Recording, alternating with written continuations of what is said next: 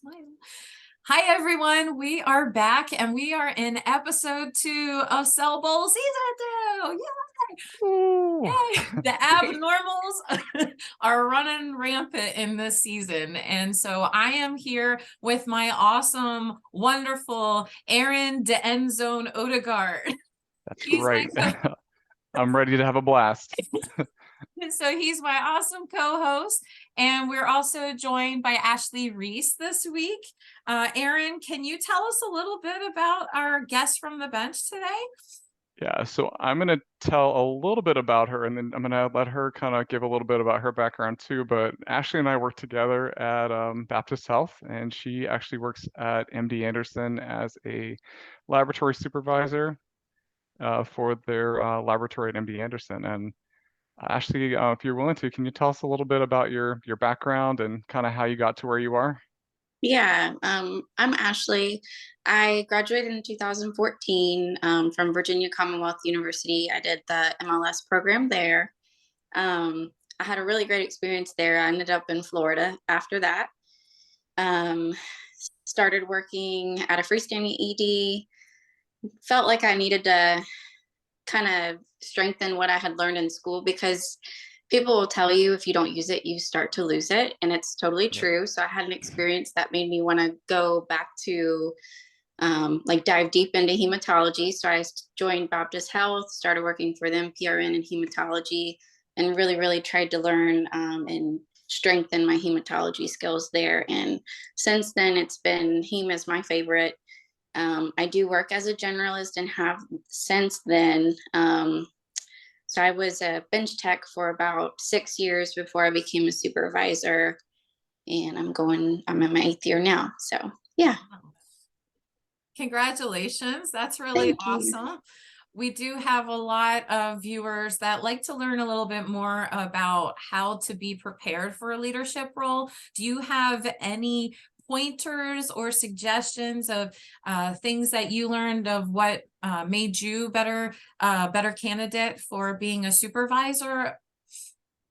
I think if you can get involved in the why behind what we do, so like learning the CAP checklist, and if your supervisor or current leadership will let you kind of take on special projects, it kind of gets you away from the bench and thinking more of the why we do what we do, why there's certain expectations and regulations we have to meet. It brings everything together, because if you're just working the bench, sometimes you lose like the why, other than just the patient focus. So I would just encourage you to get involved in special projects if you have the opportunity, whether they be small or large. Just soak in all the information that you can take in. That's a great suggestion. I totally agree with that. I remember being a bench tech before. So I was a senior tech that did the education and training in the core lab, as well as teaching in the hospital program that we had, hospital-based program. And I remember the supervisor of the core lab coming up to me and saying, "Hey, we could use a lead tech on the urinalysis bench. What do you think?" I said, "Sure." And so anything like that is really great. What about budgets? Do you have to do anything with budgets and scheduling? I do a lot of our scheduling. I do all of our scheduling, unless I get into a bind and I have to reach out to management for suggestions on how to figure something out if I can't figure it out myself. Yeah. Budget wise, on the supervisor level, you do kind of get a glimpse into it, but you're still a step back. Usually that's management and the directors that handle a lot of the budget, but you are kind of in the know with some of it, and you do most of your ordering on your own.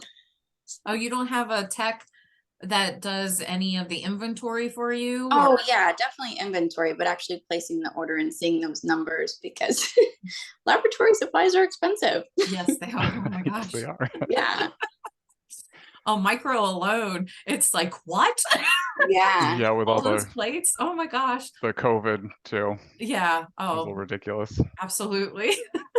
All the COVID cartridges Yeah. and Yeah, and that's been just crazy. The numbers just going up with how many you have to buy, and everybody wanting to test when somebody has cold, and they're like, we have to make sure it's not COVID.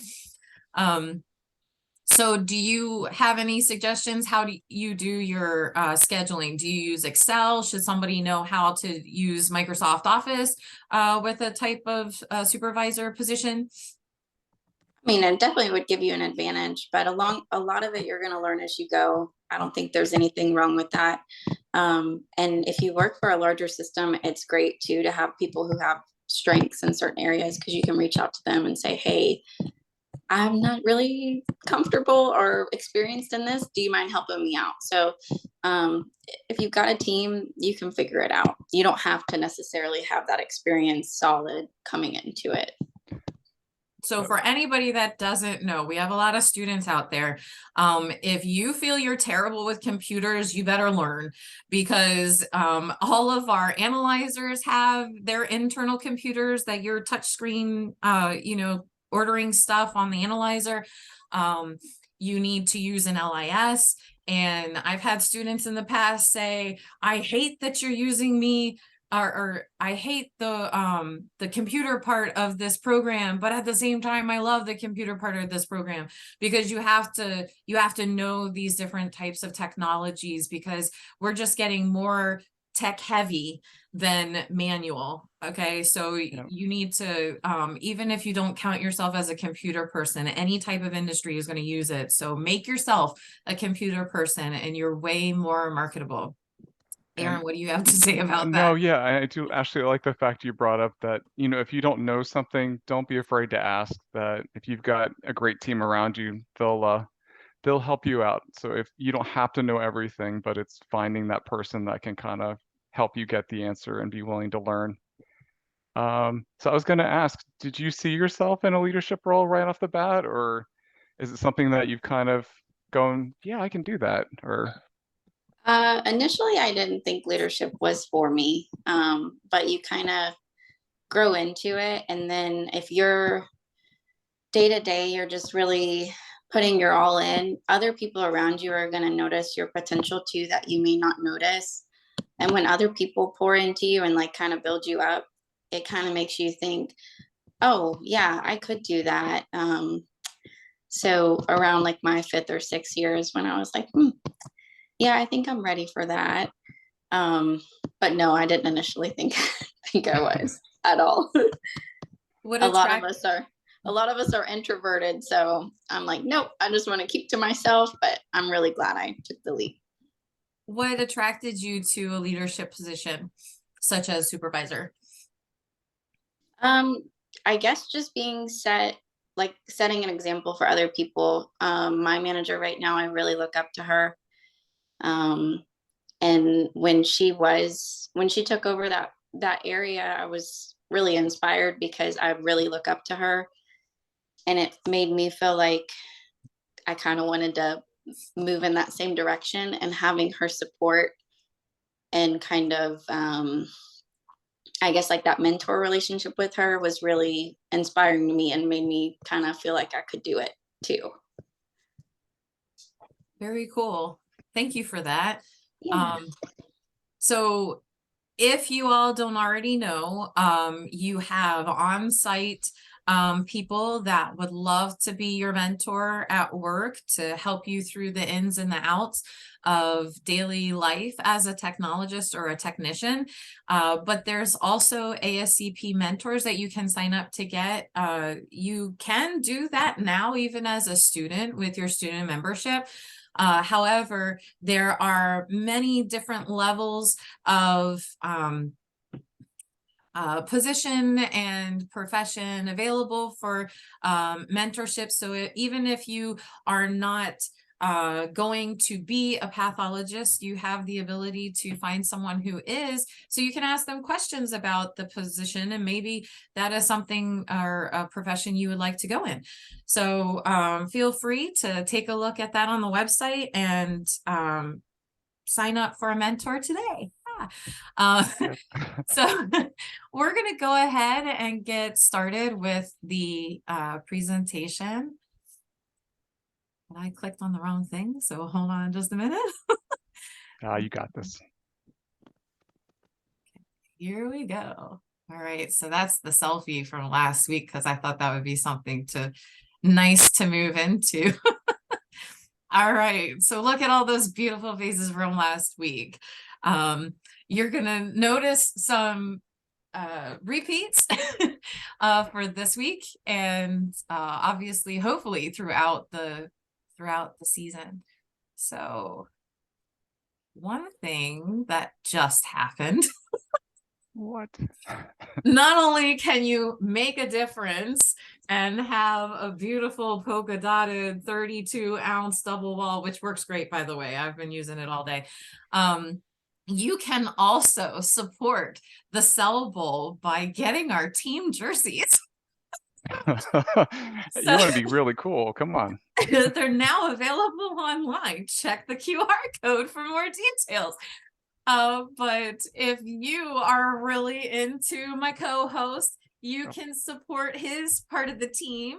Team Odegaard, come on. Team Odegaard, Let's that's do this. right. Number 22. All right. And if you're more on the Gill side of the house, you can absolutely hit up number 77. That's a homage to my hubby. He's a past semi-pro professional, that's what that means, semi-pro football player. My daughter's trying to come in the back. This is not good. Okay, so shh, please. So here we have these two jerseys only. The front looks like the one in the middle. So if you are buying one recently or very soon, you can use early bird and get 10% off your order. Dun, dun, dun. Nice. All right. Very cool. So Aaron, are you ready? I'm ready to Cell Bowl. We're having a blast already. It's gonna be a blast. Let's do it. All right, let's into the second week. Okay, so you're going to actually introduce the second half of the slides, because I feel like there are a couple of programs you might want to include. I'm down with that. Yeah, so I'm excited. First, in the East, Florida is, honestly, we all have some type of ties to Florida. We forgot to mention that. So I was born in Florida, and they work together. They work together in Florida. It's a good place to be. So then I moved up to Maryland, and that's where I've spent most of my life. I went to college in Pennsylvania, but Ashley's parents used to live right where I live. Yeah. Yeah. She's been here a few times. It's an awesome place to be. And she went to VCU, where our students, our graduates, go after our MLT program. And then she moved down to Florida and got to know Aaron, and now they're best friends. Yeah. So you too can start that journey if you go to Hillsborough Community College in Florida. And you can just down there and hang out with me. I don't know. So here we've got this beautiful team represented here, and I think their program director is a good friend of Aaron's as well. Ashley, do you know Trippett? No, nope. So they are having a great picture there, and I'm trying to. She is. Trippett is. She is. Dr. Kapoor's amazing. She has started that program up. And I actually guest lecture in her microbiology course on antibiotics. All right. I was trying to figure out, it wasn't pulling that stuff up. All right, so Hillsborough Community College Medical Laboratory Science Program is an amazing program preparing post-baccalaureate students for an exciting career of medical laboratory scientists. The program provides a great opportunity for hands-on training in a well-equipped student laboratory and placements in medical laboratories in the Tampa Bay, I don't know how to say that. Pinellas Okay, and Polk and County. Polk County. Yep. Yeah, I wasn't sure if that was a Spanish oriented word or not. So in the Midwest, we have another program in Illinois. It's called Loyola University of Chicago. It's a great program. Woo, it is. And we have a special friend who runs that as well. I call her Dr. P because she just finished her doctorate and she just officially became the program director. She is right there. We were all partying in the annual meeting together back at the beginning of September. And this was a really great, popular place to take photos. This was the timeline of ASCP over the 100 years. Really, really cool. So this is going to be challenging because I have your faces and everything blocking the way. So the Loyola University Chicago MLS program supports students of diverse backgrounds from not only the United States, but internationally as well. This 22-month program consists of two main portions. The first half of the program, this is a challenge for me, is 3 semesters based on health science campus where students learn the background, clinical testing, and treatment of disease through didactics and hands-on laboratory sessions. The second half of the program, students are placed in the clinical practicums with affiliated laboratories and specialty centers where they see the real-world application of their first-year knowledge in action. Woo woo! Aiming to cultivate the future leaders of the laboratory, the Loyola University Chicago MLS program emphasizes mentor-student relationships, a lot like what Ashley was talking about with an in-lab mentor, woo woo, and award-winning faculty and staff through small class sizes and personalized instruction, which is really a gem. You know, you don't really think of such a large university like Loyola having small class sizes, but that is really incredible. The curriculum strongly supports the fostering of leadership and communication skills with a core competency of interprofessional collaboration.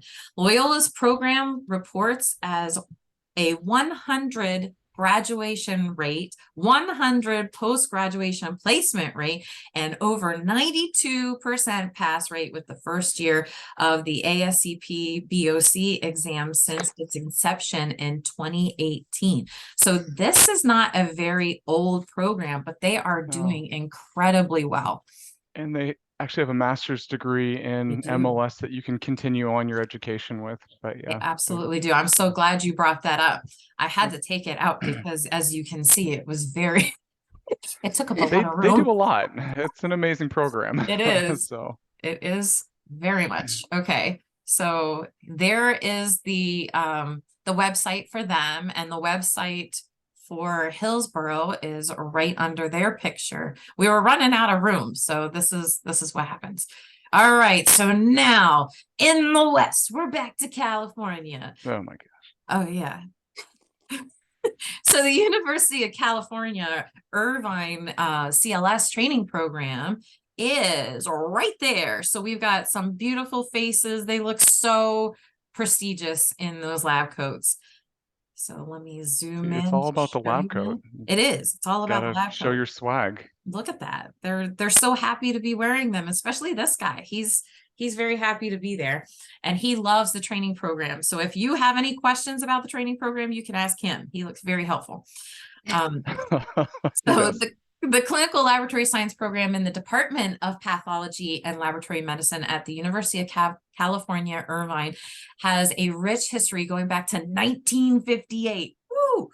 So they're pretty tenured already. Oh yeah, they've been around for a while.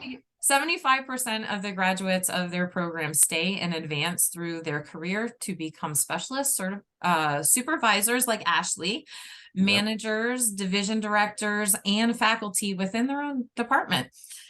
This one-year program includes intensive bench training, over 200 hours of formal and informal lectures, and case studies.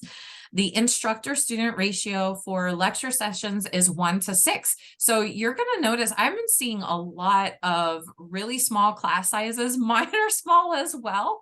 I don't know if that's always intentional, but it's really nice because when you do have such a small cohort, you get this intimate learning environment where you feel included, you feel valued. And I think when all of those are taking place, that students feel more confident and empowered and learn better. I don't know if you all agree. Yeah, I'd agree. My hospital-based program I went through, there were 6 of us, and we got to build strong relationships. It was very personalized. So yeah, and I still keep up with the people I went through school with. Same. Mine started out a little bit bigger than that, but I think those first few semesters, you kind of quickly find out if it's for you or not. And then your group does grow really intimate and you get to know each other, you study, you stay up all night in the library. So yeah, definitely having smaller, yeah, it's helpful. Yeah, I was in a hospital-based program and the program accepted up to 10 students. And we were in a very small room for 8 hours a day, and just class after class after class. And our clinicals were the second half, so the second 6 months of the program. I was a 4+1, and the others were it was their senior year of college, and I had already worked in the lab and they hadn't. So it was a very interesting combination of people. I still have some of them on Facebook. So that was really neat. But yeah, I don't know if that's a typical thing where the hospital-based programs end up with a smaller acceptance number. That could be something good to look into. So in the training in the clinical laboratories takes place in a instructor-student ratio of 1:2 to 1:6 as well. So they're kind of keeping that really small personalized feel there. Their program graduates receive a certificate of completion, like what I did, because I was a 4+1, whereas the others that were in their senior year of the program or senior year of their program at the university that we were partnering with. So that was George Mason. They got obviously their degree, but they also got a certificate from the hospital to show that they did that part. So that's really neat. So it sounds like they're doing the certificate part here, and the completers are eligible to take the external exam leading to licensure as a California CLS and certification as a medical laboratory scientist through ASCP's BOC. So that's really neat. Okay. Next, we've got their website here. If anybody hasn't already seen, this is all available. All of these program spotlights are available on our CellAVision website, webpage off of the ASCP website, as well as every weekly score set that we have that we go over in this presentation. Oh, I forgot to put the animation on them. Darn it. Back to Florida. We're back in the East. Hey, it's a great place to be. You should see my screen right now. I have us and we're floating all over the place to try to get out of the way so I can read the stuff. So now we have Northwest Florida State College. Do any of you want to take this one? Or no? That's yeah, no, I can do this one. okay. So the cool thing is I didn't know about this program initially. Yeah, We're just finding out today. yeah, no, like I researched and they've got a pretty it's nice to see a new program. I'm actually from the Panhandle area, so it's kind of nice to see a school kind of in the Panhandle, another program kind of show up. So it looks like they've got a great sized cohort. They do. Oh my goodness. I looked at this and I was like, wow, they look so nice. And look at that lab. I don't know if that is new or not, but it looks incredible. And they all look like red blood cells. They do. Look at that. It's very fitting. They do. So, and the white blood cells on the end yeah, here, keeping them all in see? line. There you go. Yeah, so the cool thing about this program is their mission of medical laboratory science for Northwest Florida State College. They provide a high quality didactic and clinical instruction that prepares students for a career as medical laboratory technicians in all aspects of the clinical lab. So all these students will apply for state licensure in Florida. So along with California, Florida, we have to submit continuing education and get a state license. And then for their board certification in Florida, they sit for the ACP exam, the AAB exam, and or the AMT exam. So in the state of Florida, you can actually, with an MLT 2-year degree, you can take the AAB exam and be a medical technologist. So ASCP and AMT are now, we're all known as medical laboratory scientists. AAB is still medical technologist, but in Florida, you can get a state license as a technologist with AAB. So the great thing is this program is filling a need in the Panhandle area for our medical laboratory professionals. So See, very I'm so excited to glad learn. you did that one because you added Yeah. more to it than I would have. So thank you for doing that.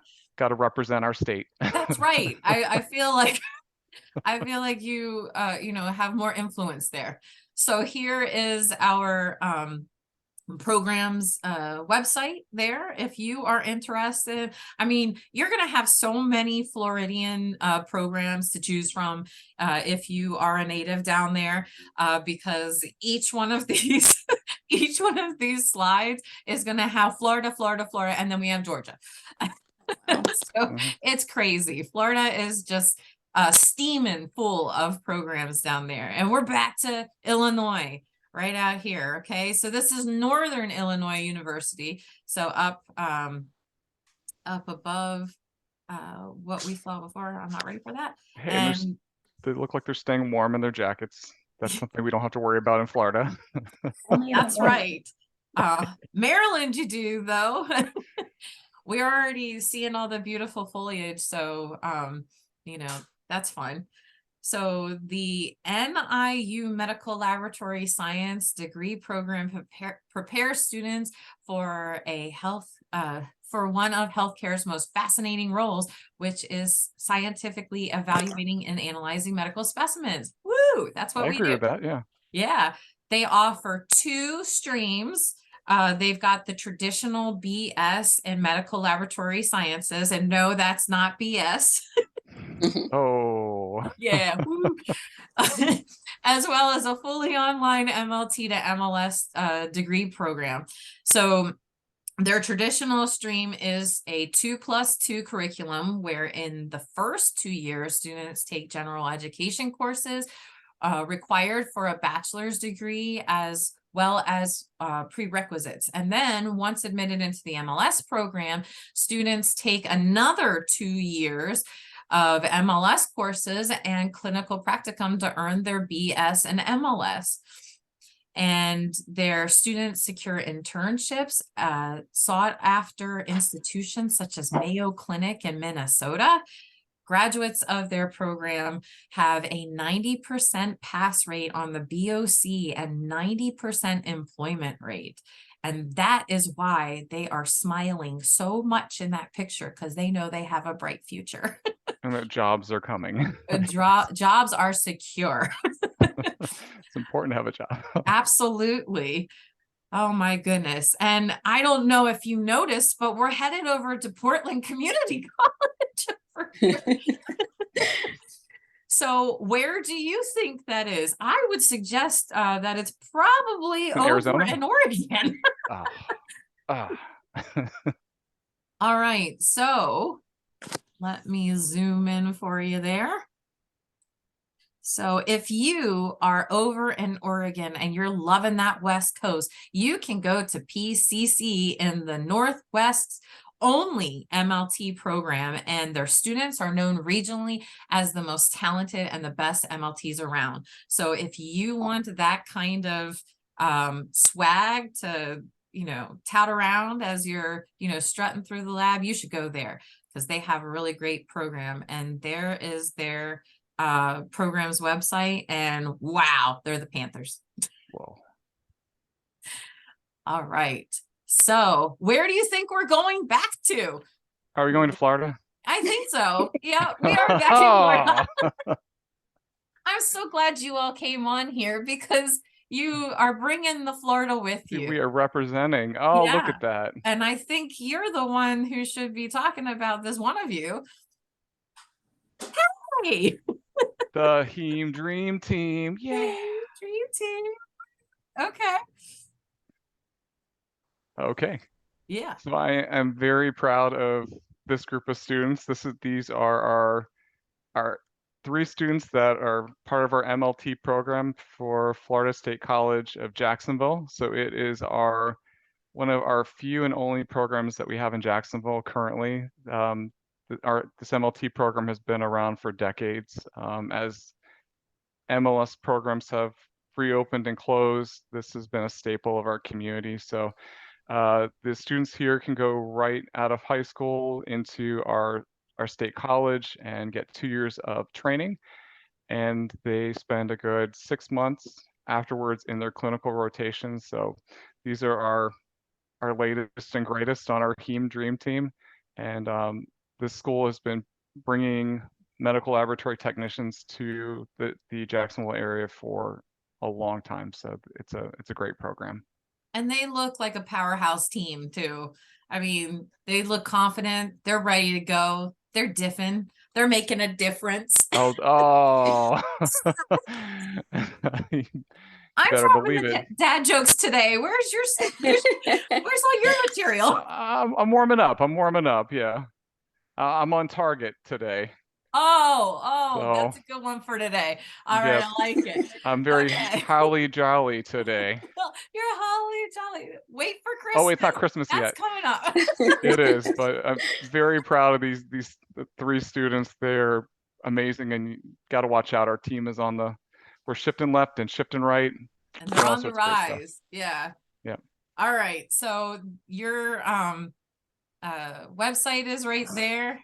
I have to zoom out in order for the animations to pop up. So there you go. If you are wanting to hang out with Aaron for any period of time and you want to get a great education while you're doing it, you should go there. That's a great program. And Ashley too. Yes, and she will be there whipping you into shape on the hematology bench and telling you what kind of shift you'll be working on. And all that kind of thing. So take it from us. It's a great program. We're headed back to Illinois. Oh my gosh.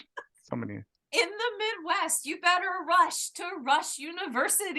Don't rush through this one. Don't rush through this one. They're rushing through their diffs. All right. We're gotta get those diffs out. All right. So the Rush University Medical Laboratory Science Program is one of the first in the country. They rushed into it, but it's okay because they've been doing a great job. And they're the first ones to award a Master of Science degree in MLS. The program started over 60 years ago as a 1-year hospital-based internship program. It changed to a 2+2 model, granting a BS degree in 1973. We weren't even born yet. So that's incredible. Like you can see it's a whole adult humans worth of time to make such a great program. So if you really are in Illinois and you are in their location, please rush on over to Rush University. The MS and MLS program started in 2000. That's when I graduated high school. And they have a long history of educating the leaders and future of the profession. And we are so proud of them. So keep on diffing, keep on going. There is their website right here. Again, all of this will be available on the website. So if you're having trouble seeing the web pages, addresses, then absolutely diff on over there or shift on over there. Yeah, shift on over. All right. So where do you think we're headed now? California? Maybe. Montana? Oh, Washington. Come on, Ashley. Where's your guess? We went to Oregon. We were shifting right up, we were shifting to the left. California, Oregon, Washington. Come on. All right. So we are there for Heritage University. Woo woo. There is their website. This is totally out of order, and I'm so sorry. It doesn't match all the other animations. So for Heritage University, they are a small program doing big things for their community. Heritage University's MLS program is, as part of its mission, is to support their local communities by providing quality personnel to staff their local hospitals and laboratories. And of course, that is a part of any great program's mission, because we are trying to really take care of the people in our communities. All right. Moving over. This is where we're out of Florida. We're shifting up north, but you're going to be impressed when you see what's about to happen. So we're going to Georgia. Bam, we're going north. I see a pattern. But it's southern Georgia, so you're just going over the border of Florida. All right, but look at this guy. I feel like they missed a great opportunity here. I was expecting to see a cell phone with the cell bowl happening there. Come on. That could have happened. I'm a little disappointed. It's a great picture, but we missed an opportunity there. So Georgia Southern University is the largest MLS program in the state of Georgia.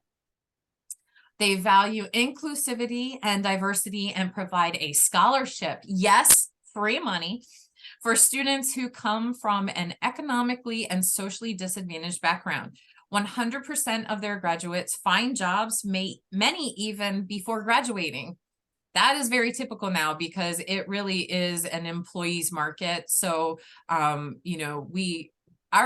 program students always have a job before they graduate because there's just such a need. And, you can, I think, find that really in any state because laboratorians are in high demand. So that is really great because guess what you can do?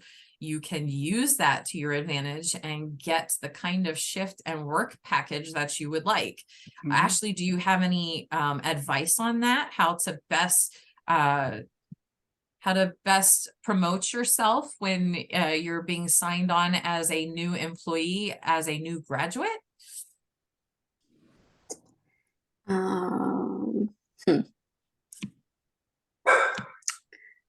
I guess Bob has something to say about that. He's mouthing. Somehow he opened the door. So I guess just making yourself multifaceted, showing all your skills, not just isolating yourself to one thing that you may think could be your strong suit, including everything that you can bring to the table. Definitely flexibility, positive attitude are great things to have. I agree.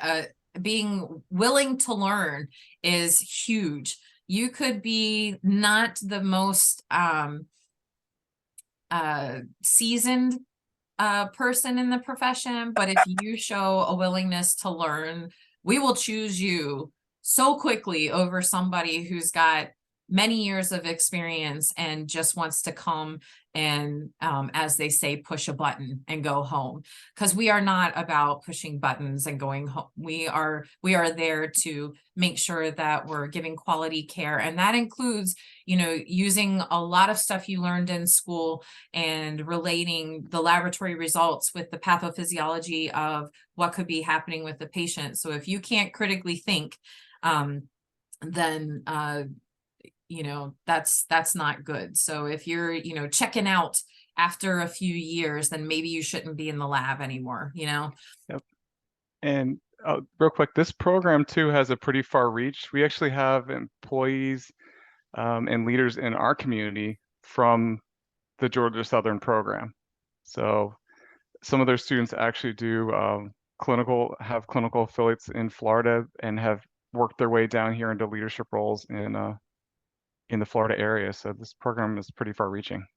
They are. And plus, the faculty are internationally recognized and just plain fun to be around. So, of course, they're going to have great leaders coming out of there, right? Yep. Call them today and find out how you can be part of their future success and they can be part of your future success. Gotcha. Yeah. So I'm going to take call a Aaron guess. too, Are we going and back to South Dakota, Illinois, Wisconsin? I don't know now. I forget where we're headed. We're going west. No. Oh, you tricked me. Yes, Oh. I did. So what ended up happening was we ran out of West people. So there's only 7 programs in the West competing this year. So we're done with the West. We're Okay, done it's all with about the that. East. Yeah, we are back to the East because that represents like over half of the programs that are playing in this competition this year. So we are going to Indiana, another I. Indiana and Illinois are right next to each other. So if your children are in geography, you know, they kind of get lost in that part. So this is Good Samaritan Hospital School of Medical Laboratory Science. And they are so fun to be around over there, just like Georgia over here. Oh no. There we go.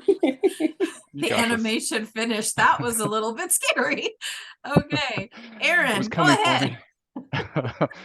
Okay, so the great thing, this is actually a 10-month MLS program located in the south of Indiana. The program is rotation based, so meaning that the students actually get to learn directly from the laboratory scientists on the bench, very hands-on. So rotating lecture schedule with 1.5 to 2 hours of lecture each day. So it kind of breaks it up so you're not there the entire time in the classroom, you're getting to actually be in the lab. So the great thing about this program is it actually supports the rural community in the southern Indiana area. So it is in these kinds of communities and in our community too, it's your community is like a family, so you get to support your family and your patients. So it's great to see this program pushing out great medical laboratory professionals. Coming to a hospital near you. Exactly, and there's their website. So if you're in the area, be a part of their program. Those black lab coats are pretty cool too. Yeah. I'm liking those, yeah. They're not going to show anything that you get on them. That's always good. Oh, look, we're back in Illinois.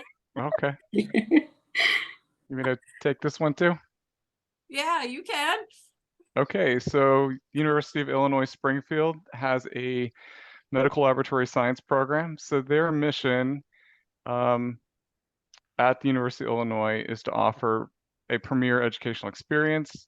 They're very student-centered in their teaching, all about experimental learning, professional services, and community engagement. So yet again, laboratory professionals were all about getting involved with the community, and it looks like this program actually develops responsible and competent professionals that are impacting their community. So another great school in Illinois. Check them out. You got the website? Yes, I do, but I can't do it while I'm zoomed. There we go. It's right there. So another great program in Illinois. Take advantage. Dun, dun, dun. Dun, dun, dun. I feel like I should just make it go in and out. All right. So. Or from the Crudes, the little belt. Dun, This is dun, little. dun. All right. Oh my gosh. So now we're getting into where the rubber meets the road and what everybody has been waiting to see today. So Dermal. we had six programs in out of the 7 in the West compete this week. We had 28 out of the 31 in the Midwest compete this week, and 45 out of 49 compete this week in the East. So some of us got lost again trying to find the field, but we had a lot of competition on the field, and wait to see what happened. Oh gosh. This is incredible. So just to let you, oh, nuts. Just to let you see this. Thought you were a professional here. Come on, get it together. I don't know. 61% of all of these program scores were a perfect scores time. Wow. Yeah, my brain doesn't work that fast. We are halfway through the regional heat of the competition, and we've got 2 more weeks to go until we find out who's going to nationals. And it really is anybody's game, because 61% of these people are doing incredibly amazing, and 39% are right on their heels. So this is just incredible. Well, I did have great animations here, and we're just going to skip them at the moment. And we're going to head on over to the West. Fell to my eye. So in the West, just introduced a couple of slides ago, we had University of California, Irvine CLS training program have a perfect score in 37.5 seconds. What? Wow. Yeah.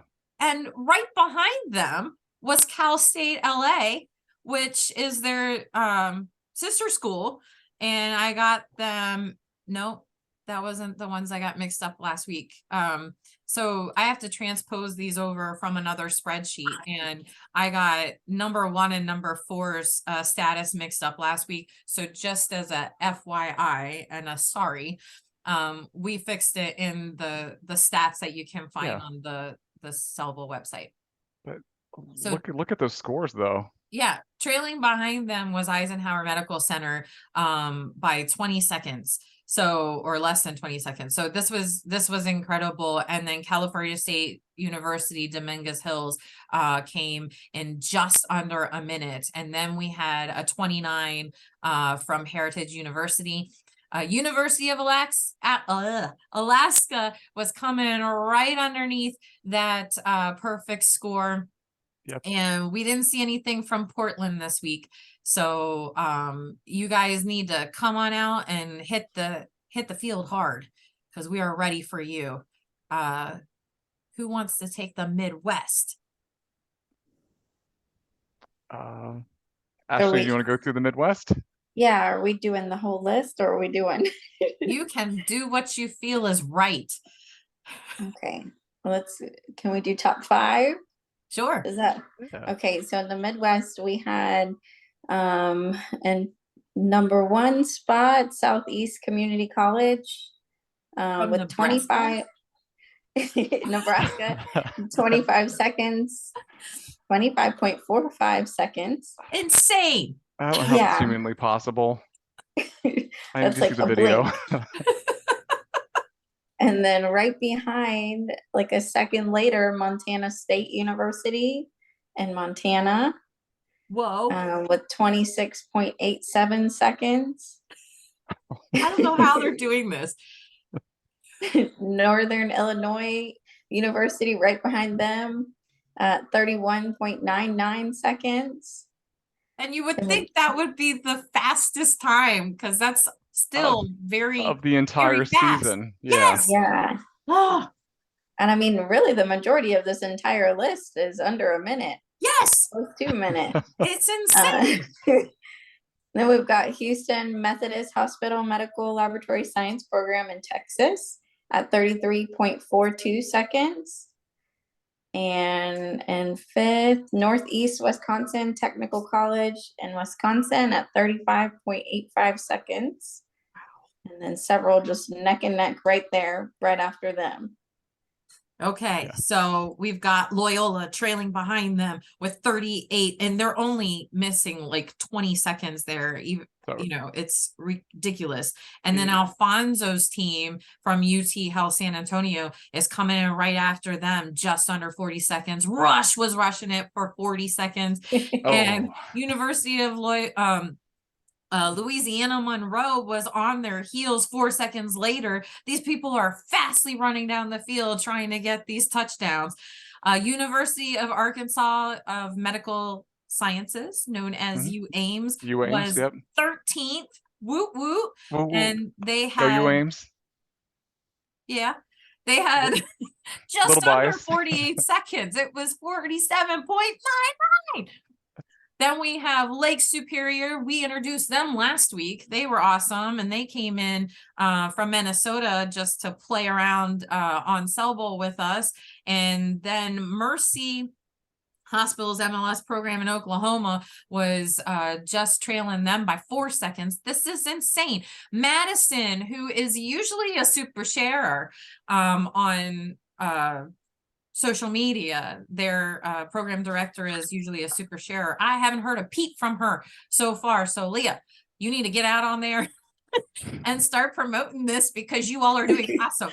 So she's in Wisconsin and they did 53.5 seconds. And then Central Community College Grand Island, Nebraska is coming in at 54 seconds. Grayson College is trailing right after them, right before Ozarks, who is the leader of the non-perfect scorers. Okay, St. Francis Health System in Oklahoma is right after Missouri. Woo! And Wichita State University in Kansas is coming back and trying to mark their place and coming up towards that perfect score. Mercy College of Health Sciences, don't get them mixed up with number 15. They're number 21 in Iowa. Colorado's Otero College that we learned about last week is coming in right behind them. St. Paul College in Minnesota is trailing their Minnesota brethren down from 14 to 22. And then South Dakota State University is there tying with them. So is followed by Frontier Community College in Illinois. 2 Illinois tying for number 23 place this week. I almost said this year. Yep. University of Illinois Springfield is tied with them. Coffeyville Community College in Kansas State is coming behind them in 24th place. They're not drinking enough coffee in Coffeyville to move them up to that perfect score yet, but they are almost there.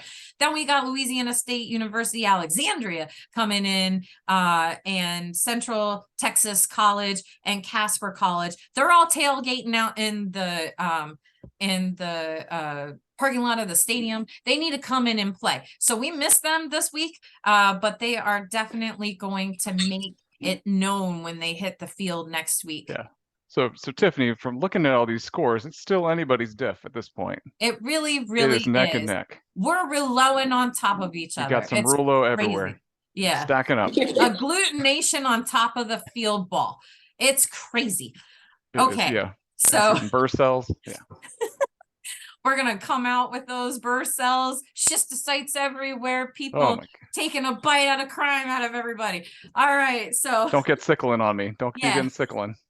Get those macrophages off the field. They're taking over everybody. They are. Biting all the hemoglobin out of them. Okay. So let's move on over to the East. Number 1. Ooh. Do I get to do the East? Go for it. Okay, I'll do part of the East, and then you can take over the other part because I know you're just as into the East as me.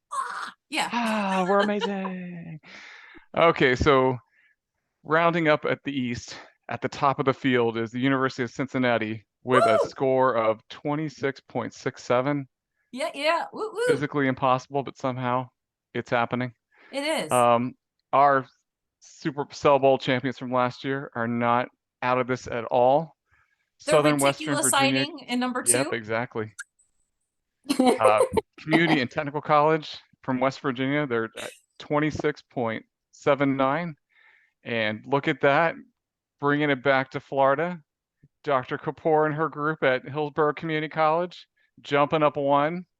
at 27.21. Keep it going, guys. Very proud of you guys. And I'll see you at antibiotic overview lecture next year. It's that comfy couch they were sitting on in the picture. They're It's just all about getting really yeah, you got to relaxed mentally and prepare for the game. yeah. Got to make sure your feathered edge is just right. So they're doing it. Stain is right. And then UConn, University of Connecticut, still not out of the running yet at 27.37. They were And then, number 1 last week. They were our touchdown for last week, and they dropped to number 4. I don't know how that's possible because it's still an amazing time. They're all having a blast. They are. Yep. I am too. I'm psyched. Can you tell? Yep. And then I'm we got like the excited platelet that's just sticking on all of these scores. Sticking to everybody. Yep. Got to watch out. It's part of that eosinophil Southeastern Conference, or SEC. They're rocking it. So, but you can't count out Centenary University in New Jersey, 29.85 at number 5 in the East, and then Asheville Bonecombe Technical Community College, North Carolina, 32.28. Marin Technical College is right behind him in Ohio with 32.79. And then Good Samaritan Hospital School of Medical Laboratory Science, which we learned about, which was one of our spotlight programs. They are still holding the spotlight in the 8th position in Indiana at 34.34. Clark State College in Ohio is number 9 at 34.48. And then holding the 10th spot for the East is Michigan Technical University at 35.73. They're raising the roof. They are raising the roof. Both hands. Yep. And not to count anybody out, but this up and coming great program, McLeod School of Medical Technology in South Carolina. Heard they have an amazing program director, 38.02. And then got to take it back to the South for the 12th spot, Georgia Southern University, rounding our spotlight program, one of them, 41.95. See, this was the picture opportunity. You could have shown the smoke coming off of the screen of the cell phone as he's going like this. It's crazy. Yeah. Brain, yeah. Dipping like crazy. Dipping like crazy. It's almost faster than the CellAVision. Gosh. I swear. I don't know what's happening. So if your CellAVision breaks, call these schools. They will get your dips out. Look, we are in, you can see up to the 23rd school and it's all perfect scores. Yeah. What? And I'm going to let you take over once we get past 17. So I'm going to keep going. Okay. For our 13th spot is Old Dominion University in VA. So good school. Anything nice to say about them, Tiffany? Yes, actually I do. Because I think the computer might be on it. It is. So I am very close to them and I get swag from them. I've been using their notepad. So they send me nice things because they want our graduates, and our graduates have investigated them. We haven't had anybody go there yet, but they are on the list. Very cool. And then Bowling State University in Ohio is at number 14 and 42.76. And then our number 2 spot and holding champs of the Cell Super Bowl, one of their close friends at Piermont Community and Technical College in West Virginia, not to be counted out yet, at 15 at 43.889. And then Guthrie RPH Medical Lab Science Programs holding that 16th spot at 45.28. And very proud of these guys here in Jacksonville, Florida State College at Jacksonville, with an amazing time of 46.2. They are nonstop wonders. I am very proud of them, holding the 17th spot. Tell them what you told me this week. So our team is they're going in deep. They to get the diff. They are actually practicing on Friday nights. I was getting text messages with screenshots of new scores, cells we need to work on. So our Heme Dream team at Baptist Health they're still in it, but No, they tell are tell burning them their about what cells. you told me. They all had Oh, perfect scores. they did. All 3 of our team members had perfect scores. And Nice. somehow, yeah, Greatness. we're hanging on to 17. It's amazing. Where It were is. you last week? What number were you last week? Do you remember? We were 20 last week. And you moved up. So You we are know? moving up. Yep. We You're are shifting up. climbing the ladder of success. You are Yep. the dream team. We went from immature cells to more mature, and our team's really getting there. Yeah. No longer a reticulocyte, moving to maturity. Woo! Exactly. Dropping your nucleus and making it happen. That's right. Have you figured out it's the red cell week? No.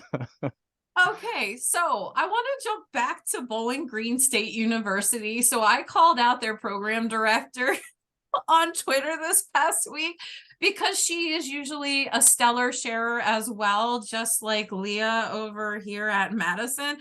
And they were number 2 last week. And I was like, what is happening, Jessica? You have not said anything. And their team was number 2 in the East last week. And I'm like, what? And she's like, I'll be obnoxiously sharing later.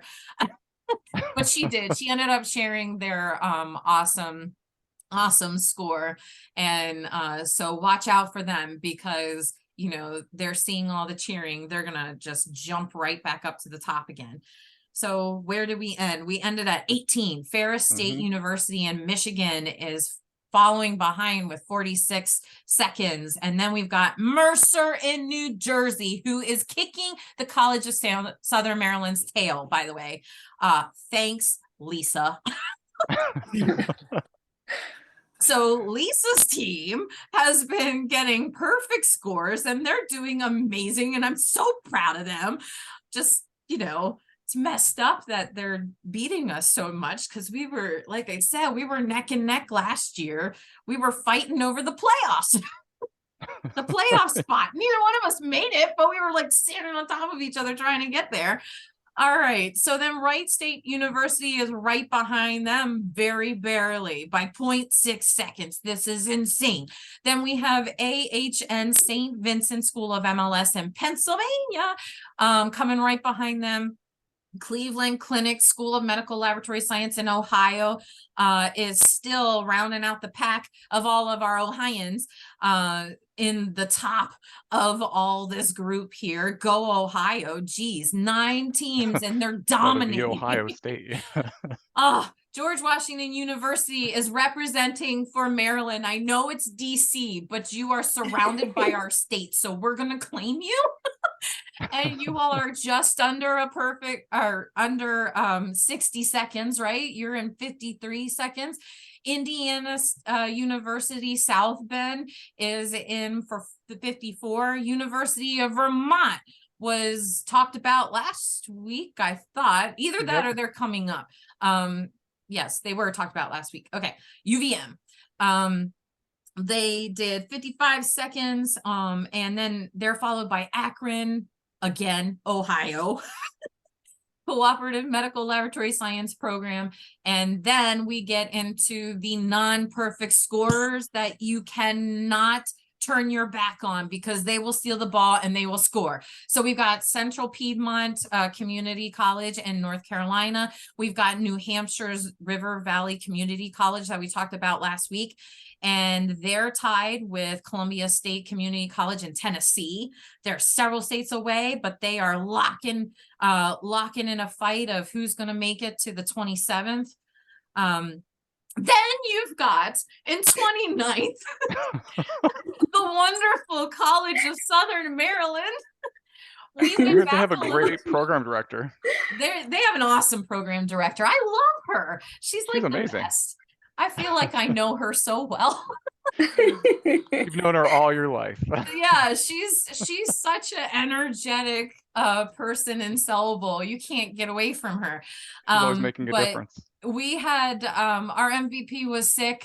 Last week's MVP was sick, and we had another MVP emerge from the differential, and they were just towering over everybody.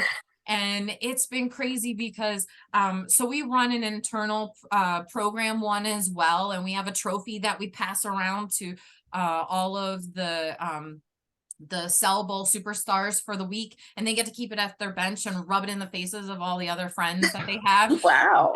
Just to let them know how awesome they are and to help them strive for greatness. And it's been passed around by several of our students these past couple of weeks. So I'm really excited that we are seeing many leaders emerge and not just one. So very happy to see another player take up the ball and hit the touchdown for our program. It's not the touchdown for the Cell Bowl, but it's the touchdown for our program. So go Maryland, woo woo. We're back in Pennsylvania with UPMC Williamsport MLS program, and they are tied with us. So keep it real and keep it friendly.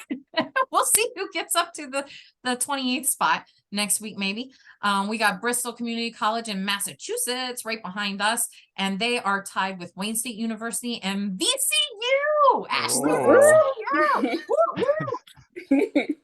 Alma mater of our guests from the bench today. So you can see what stellar graduates they have come out of there. They have our graduates graduating from there, and lovely, wonderful Ashley from the bench, Supervisor Ashley. They are followed by a tie between Delaware Technical Community College wrestling with Radford University and Carolinian. I never say that right. I'm so sorry. Baptist South School of Medical Laboratory Science in Alabama is coming back with them, and they're hanging with some friends of yours there, Aaron. Do you want to round out 32? Yep. I mean, they do call the area LA, Lower Alabama, the Panhandle. So we're real close. Well, my friends in Morgan State University, our MLS program from Maryland, representing the beautiful state of Maryland, came in right in that tie of 32. And then we've got Southeastern Community College in North Carolina, edging out Western Piedmont Community College in North Carolina. They're having a state war to try to figure out who is going to best each other. And then Southeastern won so far. So we'll see how that goes next week. Western Piedmont is tied with Upstate Medical University in New York. That's a crazy tie. You're getting the whole East Coast in between them.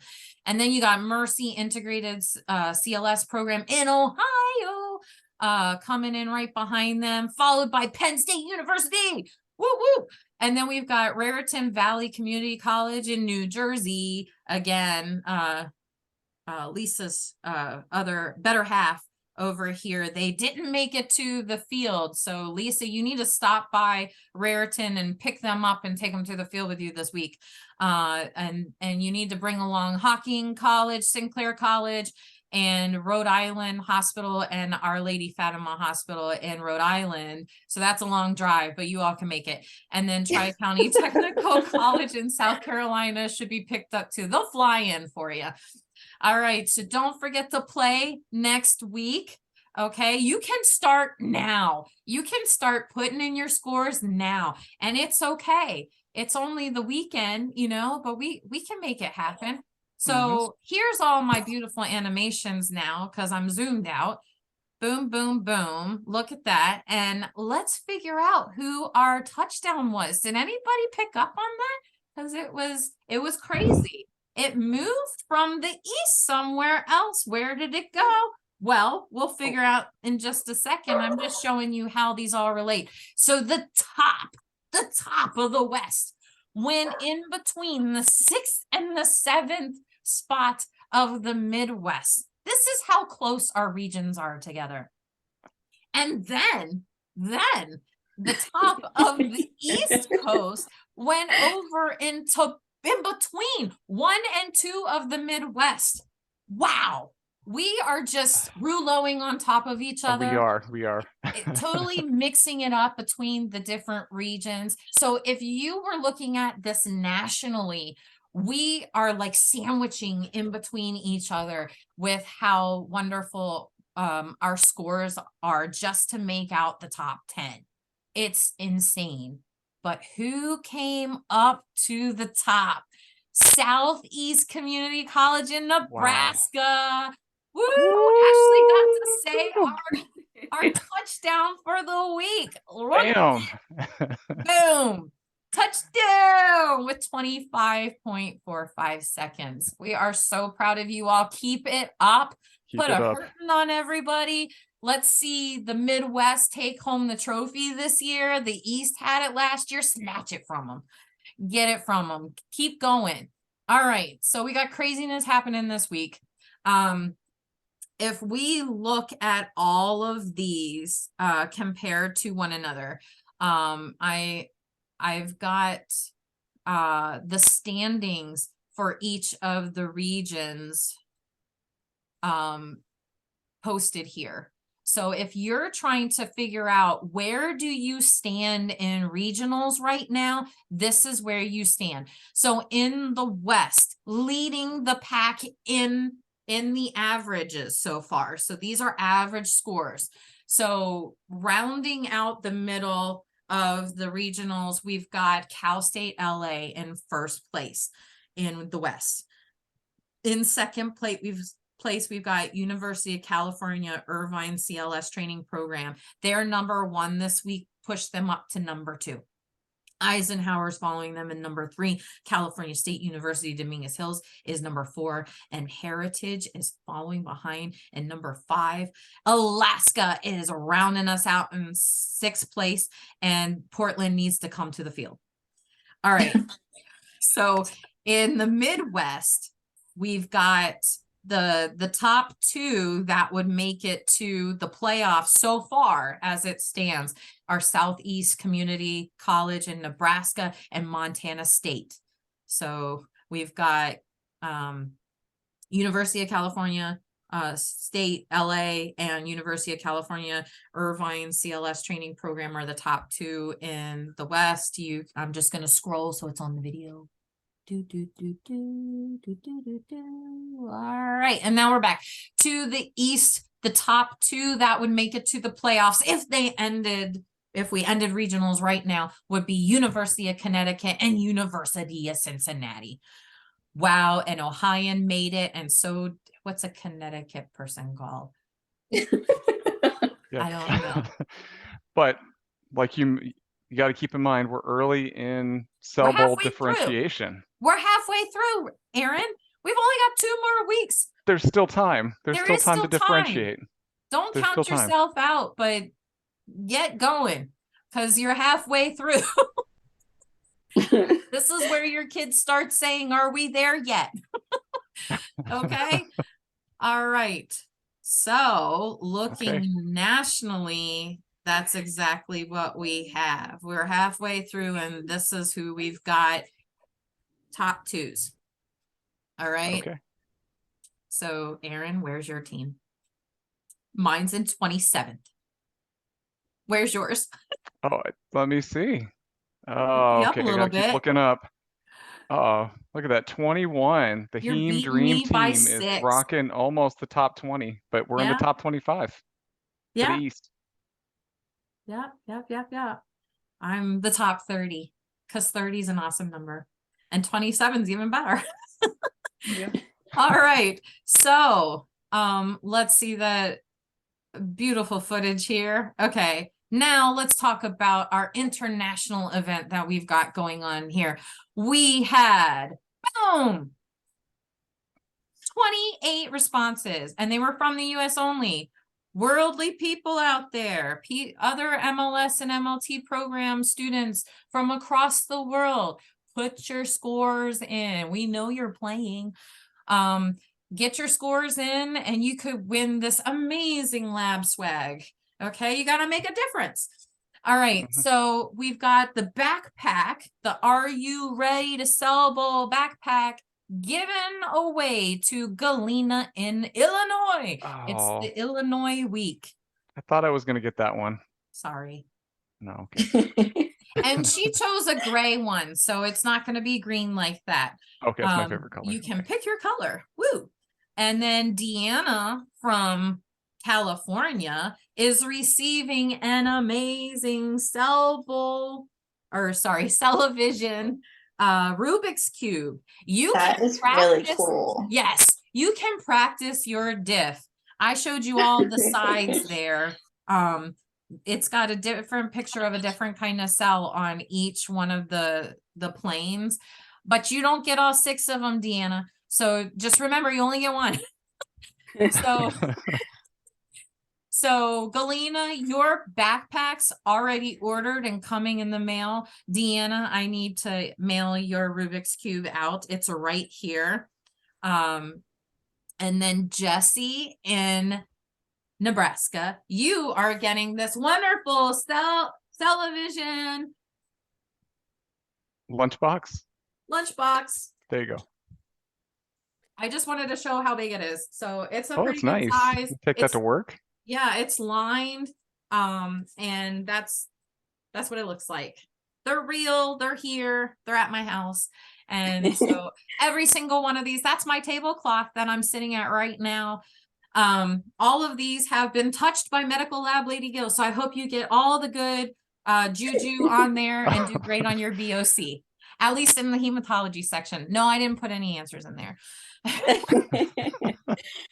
Okay, so let's talk about our red cells because they are amazing. So last year we talked about how come red cells are triggered to be made in the body. So anytime your body decides, hey, I don't have enough oxygen, or hey, there's a lot of waste building up of CO2, your red cells are being triggered to be made to pump that oxygen in there to change the environment in your tissues.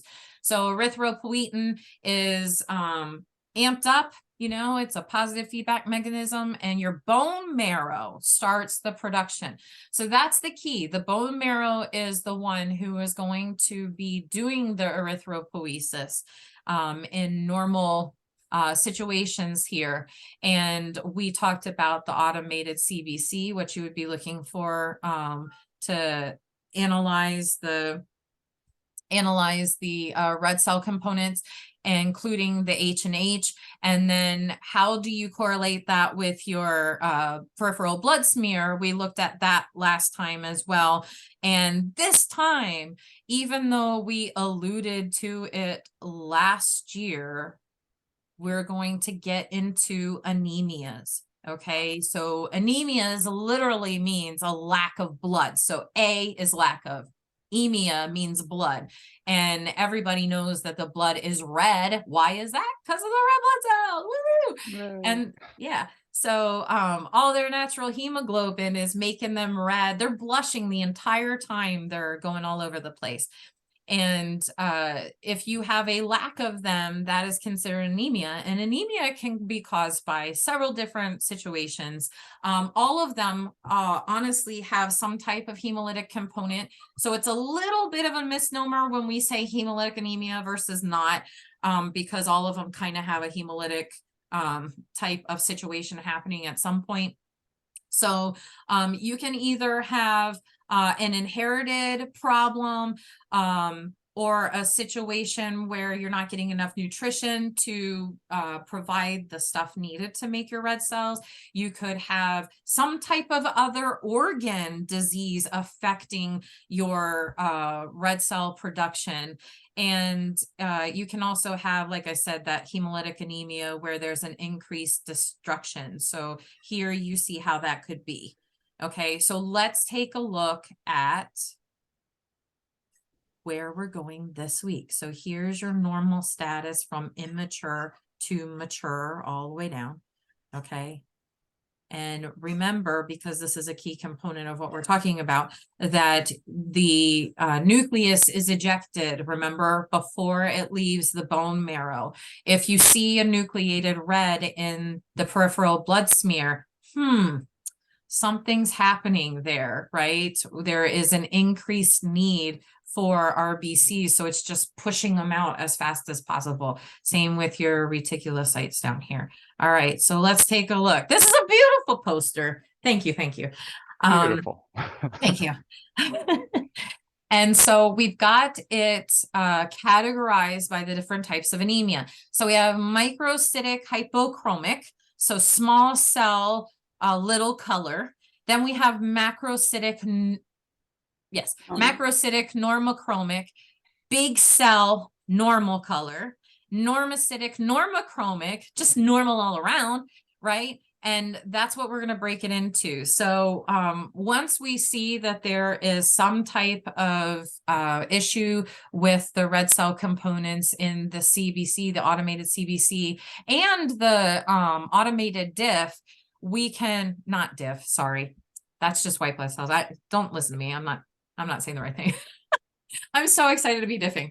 But the automated CBC results are going to tell you, hey, there's something you need to see here. So you should be doing a peripheral blood smear. If you see flags like nucleated red blood cells, or hey, the reticulocytes are a little high, what's going on? Or everything's low, hemoglobin and hematocrit, and you just saw that they got a unit of blood. So that doesn't make any sense. What's happening? You might see a double population of red cells in the histograms, and you're like, let me take a look at this. This is craziness. So that could be that they just got a unit, and that's why you get two. But after, oh my goodness, we're just ready to selfie. After you look at them, the further testing could give you more information. So we'll talk about that in a minute. I put the different types of red cell morphology that you may see down here, and we're going to touch on that as we go through these anemias. And I tied them into real pictures here. So these are hand drawn, and these are real pictures over here. And they're mostly mine. 3 out of the 4 are mine. So that's why they're not referenced there for anybody who's worried about copyright. Okay. Take it away, Ashley. Okay, so first you're going to have your microcytic hypochromic anemias. When you think of these, a lot of times it's going to be thalassemias. When you think of the red cell, you can kind of think of it like a bag, and if it's smaller, it's carrying less. So your thalassemias, that's where you've got something going on with the concentration of hemoglobin. So that's where you start seeing these microcytic hypochromic. You're going to look at your indices a lot of times to help you differentiate what kind of things could be going on with your red cells. So your MCV is going to usually be less than 80. Your MCHC and RBCs, yes. So you're looking at hemoglobin synthesis, iron deficiency. I don't know how you want me to go through this. So what I did here was I just put in the categorizing generalizations of why does this anemia happen? Okay, do you want more like the cell correlation, or? Yeah, sure. Whatever you feel comfortable with. I was following where you were, so Okay. It's for the audience at home because you don't have the pointer, I do. Yeah. Okay. Do you want me kind of just reading through this? Whatever you feel comfortable with. If I feel I need to jump in, I'll jump in and say something. Okay. So in microcytic hypochromic, you're going to have decreased hemoglobin synthesis. These can include defective protoporphyrin synthesis. It's a mouthful. You can see sideroblastic anemia and lead poisoning lead to this. Iron sequestering, inflammation of chronic disease, and then iron deficiency, chronic blood loss, or decreased intake. That can be dietary too, can affect that.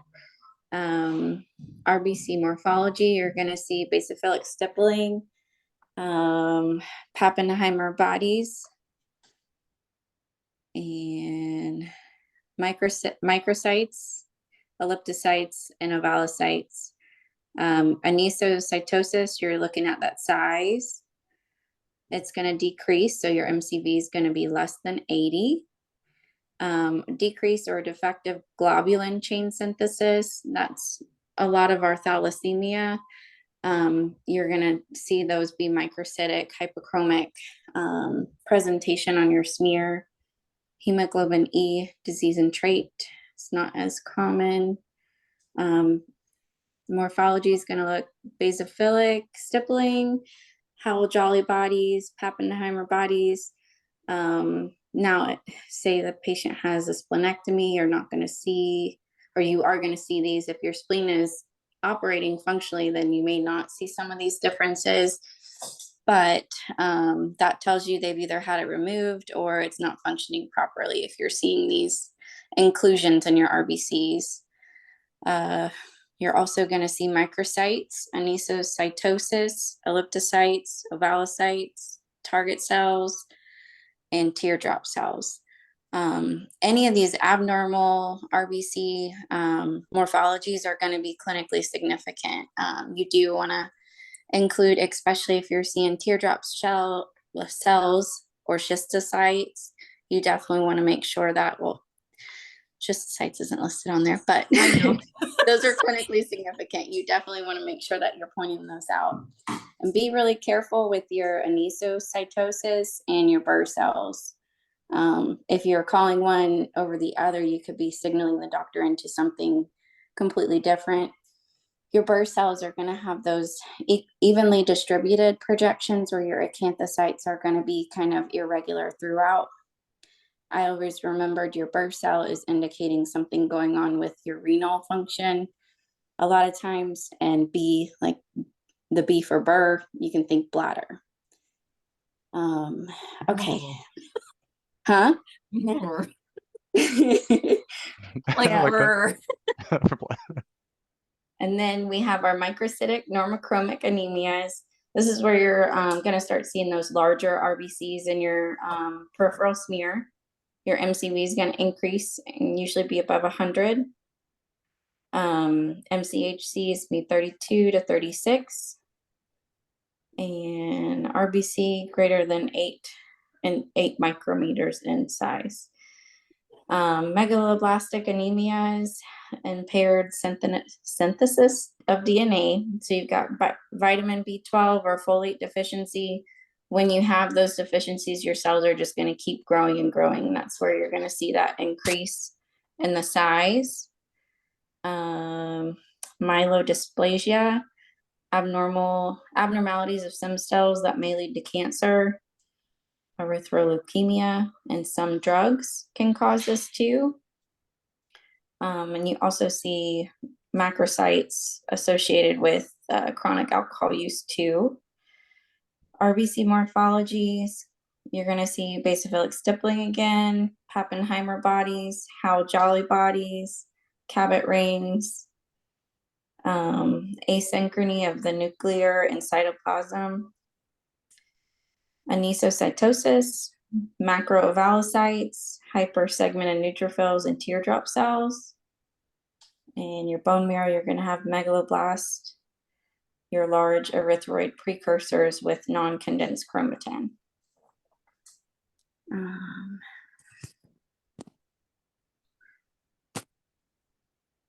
Non-megaloblastic, macrocytic, normochromic anemias, you're going to have membrane changes from abnormal cholesterol, phospholipids, which here's the alcohol abuse. So I shouldn't have mentioned that until we got done here.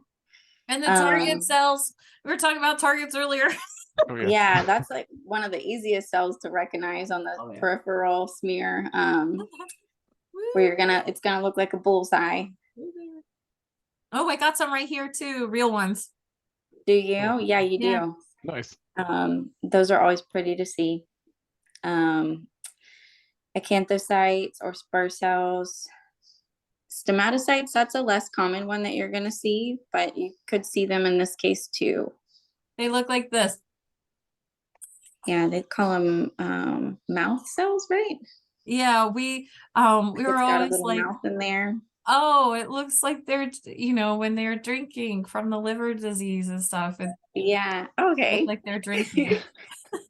I never thought about it like that. Yeah, I actually have a shirt that I sell. It's Team RBC, and it's got one doing yoga and the other one is holding a can, and it's got crazy eyes and the mouth is open like a Oh, that's stomatocyte. funny. And it's got the personality of the Team Red Cell on there. So it says they're loves yoga, something else like a hard worker, a multitasker or something. And then one says changes after a few drinks. Yeah, and then it has the stomatocyte. Yeah, the stomatocyte's like, eh. That's cute. Yeah. I should have included a picture, but I didn't. I don't know that there's a stomatocyte. Oh, here we go. That would probably sell some of those t-shirts. Yeah, Yep. yeah. That would have been funny. Yeah, I love that shirt. It's one of my favorites. So just to recap what she was talking about, when we look at the different anemias, we've got different reasons for why they're caused. So in the microcytic, the small cells with less hemoglobin, we're looking at impaired hemoglobin synthesis because of whatever is the root cause. So it could be you're not taking in enough iron, which is it's very uncommon in our developed world over here in the US, but can be very common in other undeveloped countries. Iron sequestering, where you don't have it available because of problems that are happening, or defective protoporphyrin synthesis. You're having a hard time putting it in that heme molecule due to something outside that is causing a problem, like lead poisoning. Everybody knows that. That's like a BOC question. No, I'm not saying that's like really a BOC question. I'm not giving away any secrets. Nobody report me, because that was not what was happening here. Before I got on, it's always been said that's that's considered a BOC question. And that's why you see this morphology over here. You've got the iron that's being left in the cell, and you've got that precipitated RNA that's over there as well, and that's causing basophilia, like we learned last year.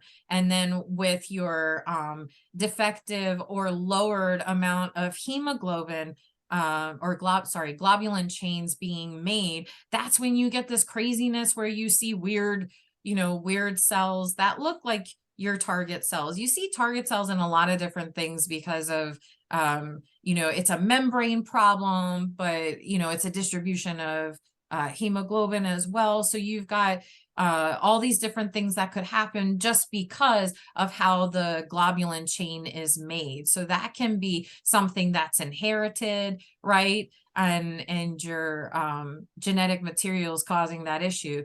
When you're looking at your macrocytic, you've got normal hemoglobin amounts, right? So that's causing you to have that beautiful coloring that we were talking about, that everybody's like, oh, the blood is red. But you've got that bigger cell because there's this asynchrony between the maturation of the nucleus versus the cytoplasm. The cytoplasm's like, yeah, we're on normal track. And the the nucleus is like, what is happening? I don't know what you all are talking about. I want to stay young forever. And we've got this impaired synthesis because of situations with not absorbing enough of the vitamin B12. So that could be, because of intrinsic factor. It could be that they're not taking enough or, consuming enough vitamin B12. And if you all remember chemistry at all, vitamin B is what? Is it water soluble or is it fat soluble? Anybody? chemistry person here. Water soluble. It's water soluble. Yeah. So the fat soluble vitamins are a deck, right? A, D, E, and K. And vitamin B, there's a ton of them. And those are water soluble. So they don't get stored and stay in the body for as long as a fat soluble one. They're very easily gotten rid of. So someone with a vitamin B12 deficiency, you're going to see that crazy hypersegmented neutrophil that is always the picture that everybody uses for pernicious anemia, right? Don't get me wrong, it's awesome. But that's what everybody's looking at. And I know that we're not covering whites. So, you know, that's why Ashley didn't say that, because she was like, this is a red cell episode, Tiffany, come on. You brought me on for red cells, not white cells, whatever. That's another show. Yeah. And you'll notice that the vitamin B's and folate, obviously too, is part of that, are always in the pregnancy type of pills, right, Ashley? Yeah. Pre-pregnancy. You need lots of it. Yeah, lots of those. And everybody's like, oh, they make my hair and my nails and my skin look so good.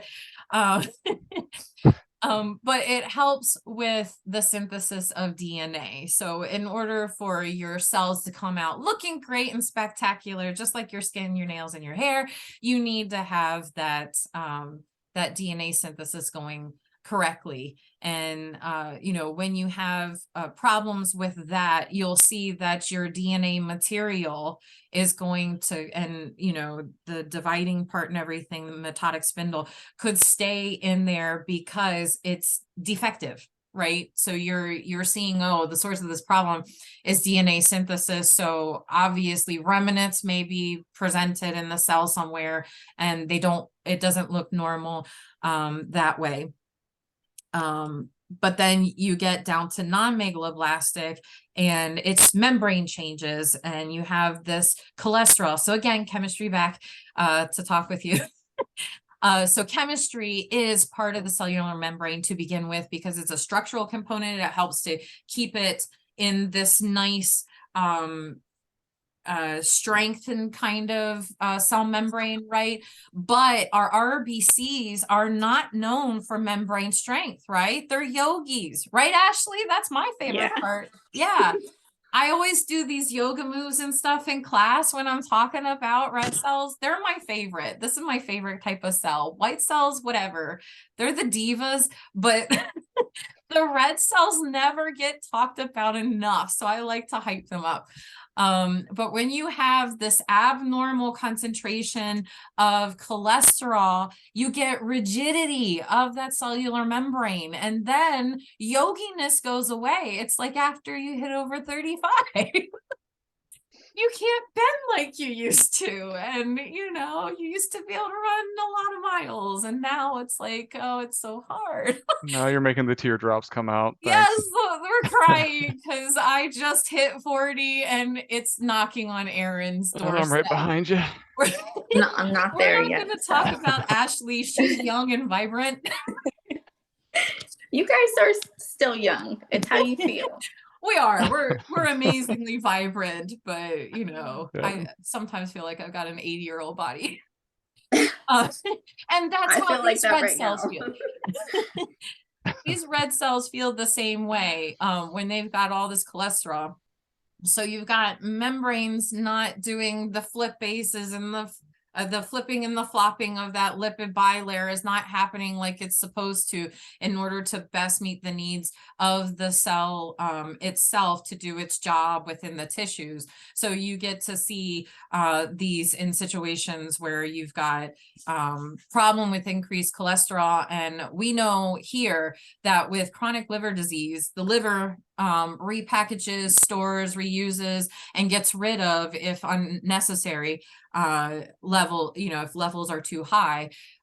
That's what the liver does with cholesterol. So it, you know, goes out as LDL, and we're not in a chemistry situation here, but you know, it's doing that. So if you have trouble, if you're messing up your liver, then you're going to see problems with that cholesterol balance within your red cells also. So the cells never lie, and they will tell on you.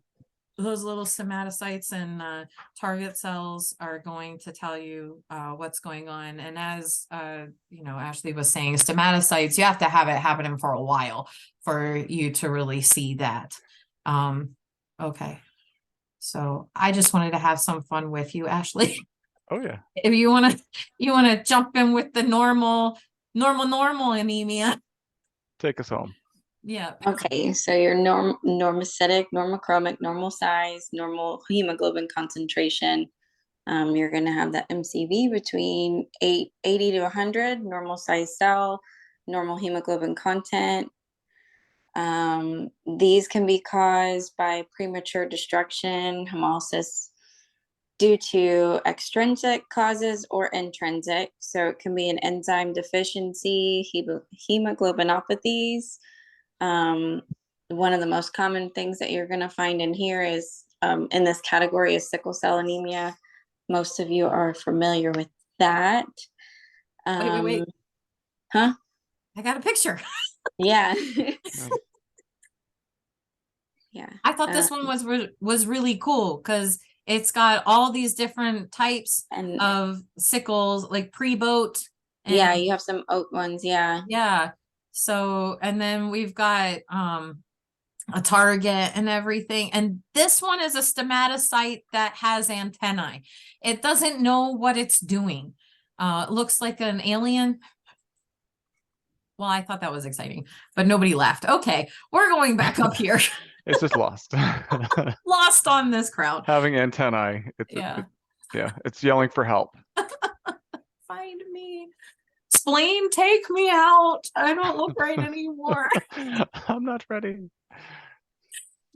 No, I'm lost my. I'm sorry. It's okay. You took away her antennae. I did. And then we also have extrinsic causes, which these can be parasites, drugs, chemicals, burns, T2P.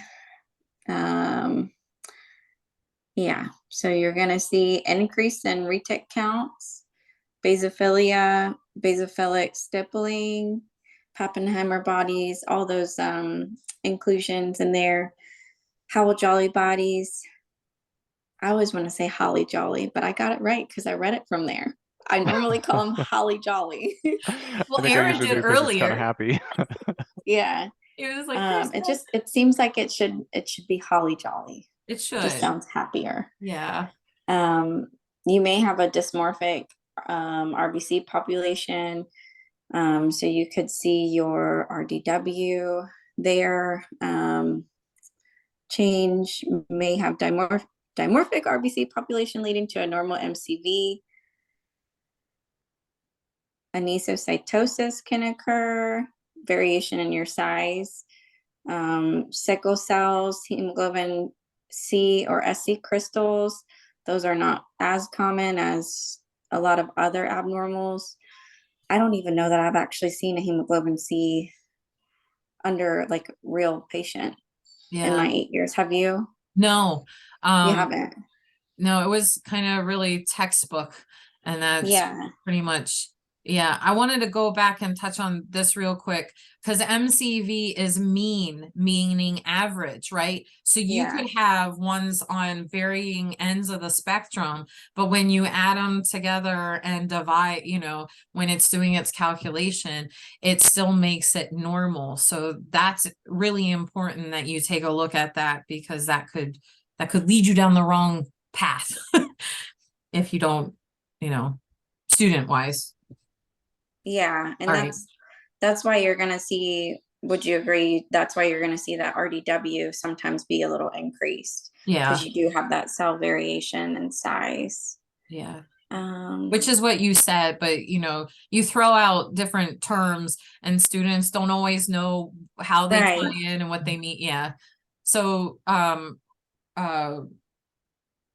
red cell distribution width is the RDW. Yes. So when it's increased, you see what? Anisocytosis, right? Right. Yeah. And you have a decrease in RBC synthesis in a lot of these types of anemias. So you've got aplastic anemia, renal disease anemias, viral infections, I can't say that one. So Myelo anemia. Can you take that one? That was when it's the red cells in the bone marrow, where there's a problem with the red cells in the bone marrow. I hadn't known that term either, and I was like, I don't want to read that. So I'll have our guest read it. It's like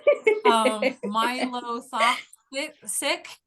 I don't even know, but it has to deal with the red cells being taken out in the bone marrow because of an overtaking of white cells, precursors, taking over the bone marrow, and that way that leads to usually Pancitopenia, right? Where there's no room in the bone marrow to make the other one. So that's what that one is. I did have to look it up. So yeah, I don't think I've seen that term before. The RBC morphology you're going to see in here is going to be decreased retic count, polychromasia, that blue to gray differentiation in the color, basophilia. So those RNA remnants left in the red cell, those are your reticulocytes if you start seeing that.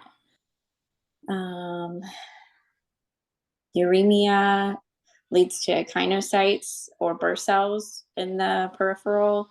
These are going to be your ones with the equally sized projections, whereas your acanthocytes are going to be a little sharper looking and unequally distributed. Teardrop cells, elliptocytes, and ovalocytes. So we talked about echinocytes last week when we were talking about drying artifact, when the cell when the slide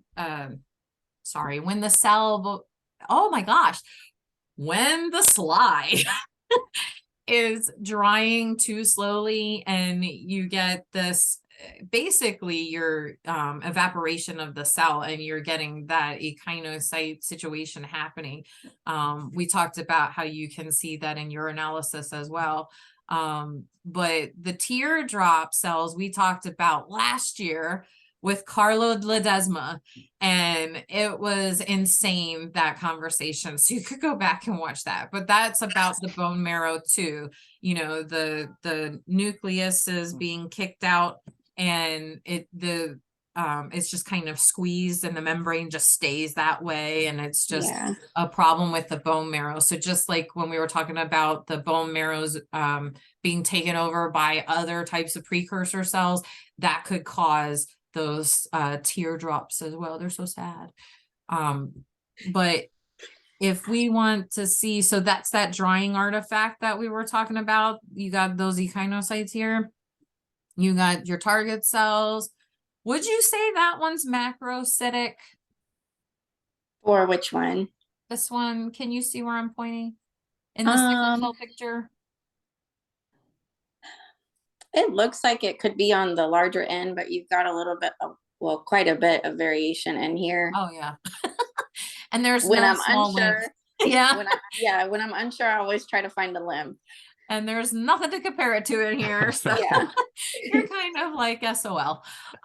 This one kind of looks like it's on its side and might be stomatocyte-ish. We don't know. But it's got that purplish coloring, so that basophilia we were talking about with a retic maybe. And we are looking at these different sickles here, target cells. This is just an amazing picture. I love that picture. It's terrible for the patient, but that's a really good learning picture. Then we've got basophilic stippling right here. And would you say these are nucleated red cells too? Oh yeah. Yeah. And you can see the, it in their cytoplasm as well. This looks, if you look back at last year's, you can see the different colors in the cytoplasm mean something in RBC maturation. Then you got the I'm tired now. Howell Jolly Jolly Bodies. bodies. Jolly, jolly. And I like that. what's the cool thing that happens with them in the spleen? They get removed. Bitten out, right? Yeah. Yeah. I had I had a student, so I teach blood banking on Wednesdays, and the first year students get hematology on Mondays with an adjunct faculty member. And so we talk about hematology even though we're in blood banking because they're like this all the time. But we were in blood banking, and my one student was eating a Uncrustable, and you know they're circular, right? It's a Yeah. circular peanut butter and jelly sandwich, and she bit into it, and she's like, "Look, it's a bite cell." And I said, "What causes that?" And she's like, So this is what causes that. When the red cell is going through the spleen is like, you don't look like a beautiful yogi red cell. Let me take Yeah. that out for you. And so I feel like at some point on here, we were talking about where an enzyme deficiency could cause these problems. I just don't remember where it was on here. Do you remember that? It's at the normochromic, normocytic, normochromic, the very top Yeah.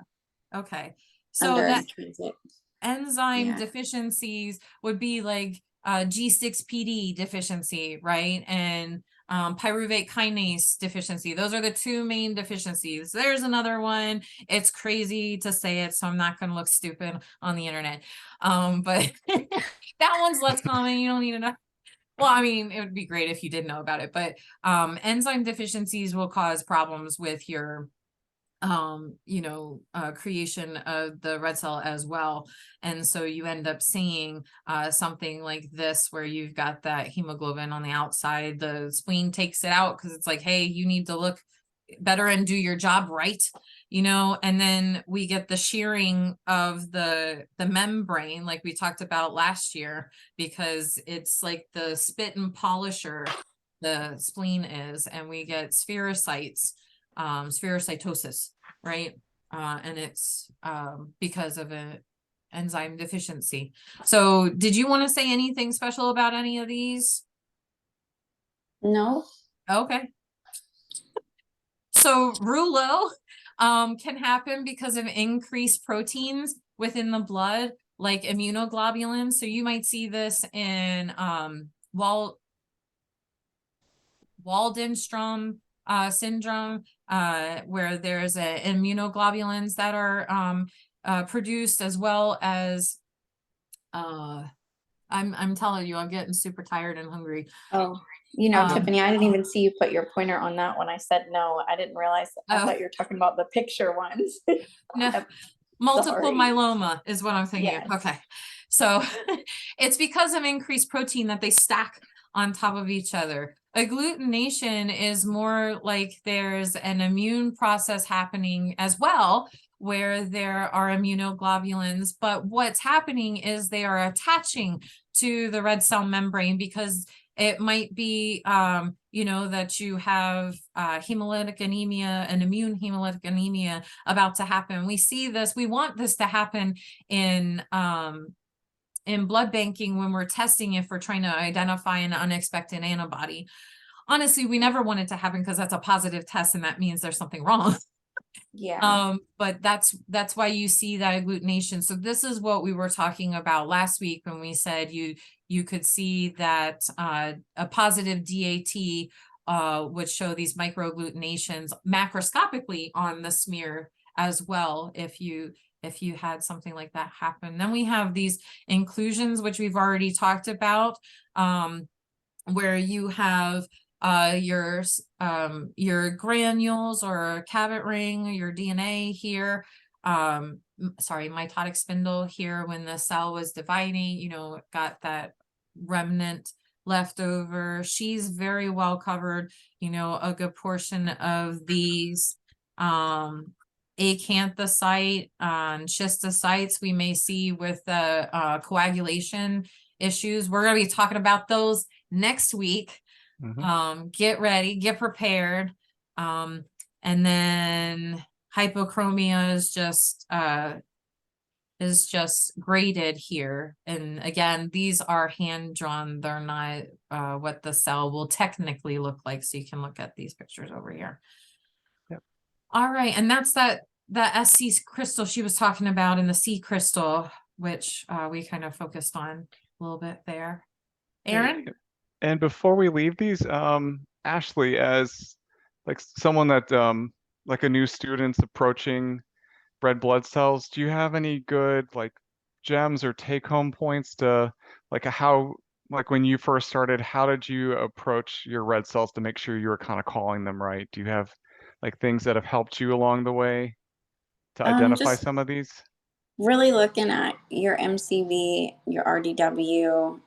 If you read your numbers and kind of think about it, that's going to tell you more where you're falling into or what you should expect to see with that patient. Of course, too, you can just look at your hemoglobin. A lot of times then you're going to know you should see some hypochromic cells when you look at the smear.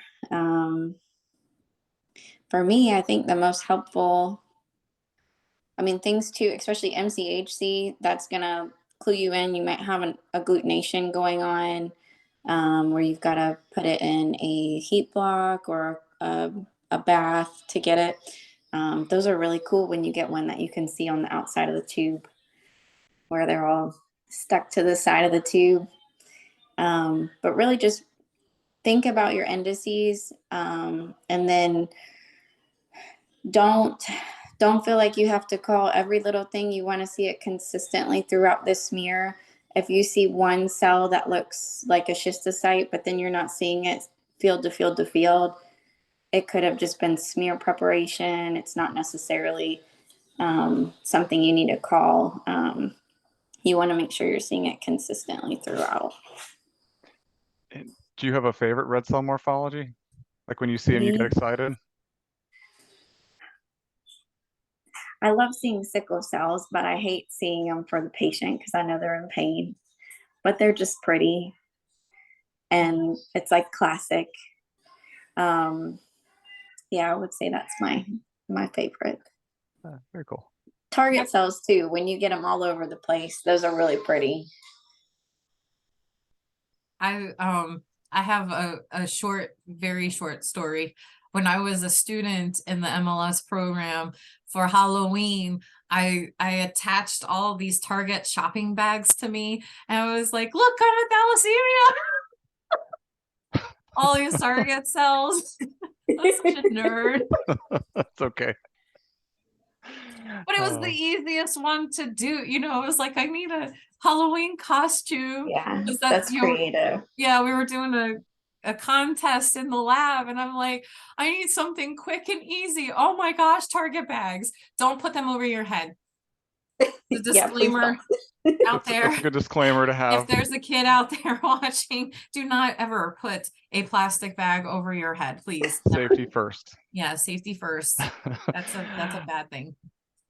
All right. Okay, So you ready to round us out? We are ready to move forward. It's another red cell movie. I'm just gonna say that because I'm looking at the time.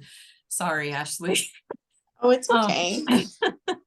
So here we've got all the lovely pictures of people that were playing all the program teams. You'll see some new ones and some repeats with a different position than last year or last week. So you know that they're taking pictures and resubmitting.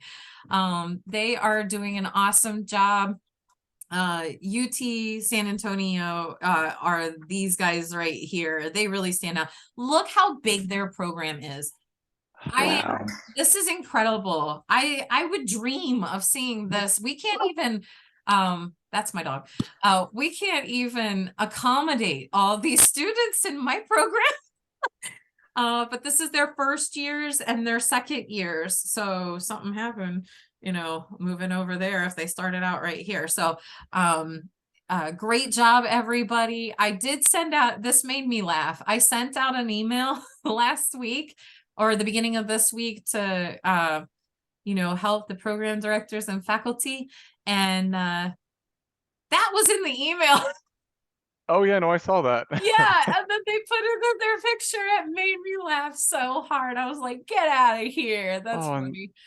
I love these giant cells that they're holding in that next picture. They made those, I think.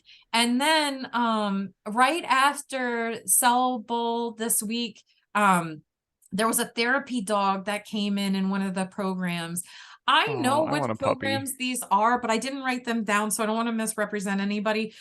But we're very thankful for all these programs. I had to, cut some of them down, the pictures down, because, there's a lot of space in the tops and some of them.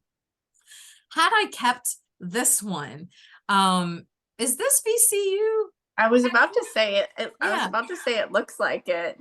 I wanted to say that if you saw the full part of this picture, this place looks like Hogwarts with the moving staircases. The way that this is built, it looks like the moving staircases in Hogwarts. I was like, dude, they're in Hogwarts. A modern version. I've never been in VCU's campus buildings, but that was what struck me there. So I'm just going to go around. So everybody here is aspiring to be number one. Either that or they're pointing to this girl right here, and she looks stunning. And so maybe that's why. Then we've got this group over here. She's really getting into it and giving the rabbit ears to her friend over here. And her friend, I don't think, knows about it. So now she does. Yeah, don't tell the secret, anybody. It's just between you and I. And we've got everybody cell bowling over here. I'm like, oh, everybody's on their cell phone. In a lot of programs, you would think, oh, they're not listening. No, they are listening. They are practicing. They're diffing right now. Yeah. Every time we start class in my program, I always say, get your cell phones out. And that's the weirdest thing, because in another program of whatever other type of content area, they're like, put your cell phones away. I'm always like, get them out, because we take pictures of all of our lab results and everything, put them in the lab report so that they can use them to study, and I can see what their results were to grade them appropriately. And these guys, these ladies, were hilarious, because you see the selfie background and they're really living it up. But what you don't notice maybe is that they photoshopped this girl in. I don't think she was there. Yeah. And I was like, wow, that's a really good job. She looks like she's there. Oh, okay. She looks like she's there. But you can see her shoulder disappears in this lady's hair. So we have a lot of photoshoppers over here, because we're back to this team. Where they photoshopped everybody. All of their heads onto this picture from the internet. And then there's Harry Cell, always chilling in the middle. Love it. But yeah, everybody is cell bowling here too, and they're in hematology. So they're, we're checking out their hematology instrument, and we're back to Moraine Park. They were so excited with their amazing perfect score time of 38.73 seconds. This guy, who was a crazy guy and having a good time in the first picture, he's pointing that out. He's making sure everybody knows how awesome they are. So that's a fun-loving group too. Yeah, we've got some amazing groups. Here's Loyola. And she's got an amazing score over here. Very excited about it. So yeah, everybody's having a good time. They want to be number one. These people want to be number two. I know that stands for peace, but they might be number two, and she's okay with it, right? I can't see the face of that person. He's okay with it. I'm so sorry. He's okay with it in the back. He's like, yeah, we'll be number two. I'm okay with that.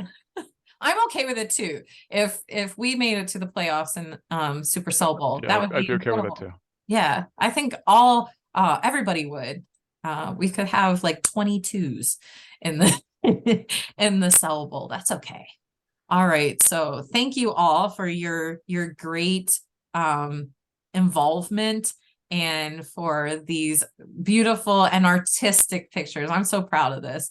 He's was on our team this week because we were red cell bound, right? We're moving on later. This is a microscopic version of you there, Aaron. I know. Yeah. See some Staph aureus. some clusters, some gram-negative rods. Yeah, GNR's in there. It's a nice Holy culture plate. cow. See, we're very cultured too. Ha ha ha ha. I used that one in class the other day. They're like, oh my gosh. I have a lot of terrible jokes, but every time they don't laugh, I'm like, come on, this is comedy gold. What is going on with you all? Aaron would be laughing. Yes, somebody would. Aaron, come to my class. All right. Well, thank you all so much for watching. That's what we have today. Ashley has given us some amazing advice. I would have seconded all of that. Those were exactly what I would have said too. Couldn't say it better myself. I forgot to say the great thing about this guy's picture right here. So if you saw the rest, oh, come on, Tiffany.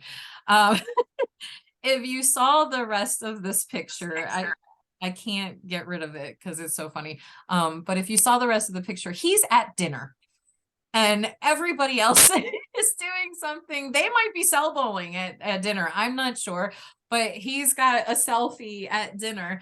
And I thought I would try to put him in with the photoshopped girl in this one. I didn't Photoshop him in there, but I thought it was fun because cell bowl is everywhere. And if you see somebody really on their phone getting excited or agitated, it could be cell bowl. It might be, yeah. That was my daughter who shouldn't be screaming in the background. So I will see you all later. And thank you, all. Ashley, for coming on. Yes, absolutely. Thanks for all the having tips. me. Any last words of wisdom, Ashley, before we end this episode? Just soak in all the experiences that you can get. Everybody's got something to bring to the table that you can learn from each other. So just enjoy the field and make the most of it. Spoken like a true leader. I'm telling Exactly. you. So many great words of wisdom. Well, thank you so much for being on the show today, Aaron and Ashley. And we look forward to seeing you all again next week when we talk about megakaryocytes and platelets. So we'll catch you next time. Bye. Bye, guys. Bye.